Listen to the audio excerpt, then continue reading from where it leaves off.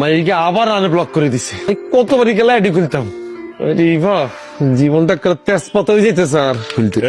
আরে কি আজব, আমার একটা প্রাইভেসি আছে না, আমি বড় হইতেছি না। আমি তো বাসা সবারই বলছি যে রুমে ঢোকার আগে দরজা নক করে ঢুকতে। আমি কোনো নক টক দিতে পারবো না।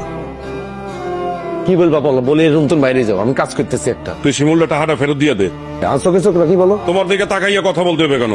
তুমি কি আমার প্রেমিকা যে তোমার দিকে তাকাইয়া কথা বলতে হইবে? তোর পুরো বডি ল্যাঙ্গুয়েজের মধ্যে একটা সোর্স ভাব দেখা যাইতেছে। তুমি এরকম অ্যাক্টিং করতেছো কি লার সামনে?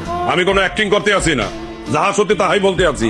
আমনের আম্মার তো অনেক টাকা, এর জন্য সবাই সোর্স মনে হইতে আছে। আপনারা শিমুলের টাকা ফেরত দিতে বলছি, টাকাটা ফেরত দিয়ে দিবেন।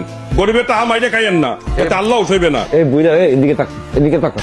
পেন্সিলটাতে বুড়োটা একদম ফুটা করে দিও। শিমুলদার মতো হলা, তোর একটা বুঝ দিছে, তুই বুঝতে আরে বুঝতে এসছিস কেন? তোর তো উচিত আসলে শিমুলটা কয়ে রে, টাকাটা তুই কই থেকে পাইলি? তোর তো উচিত শিমুলের শাসনটা করা, নাকি টেয়ার বাগলো বিহিত শতাঙ্গ নায়িকার বয়স হয়েছে।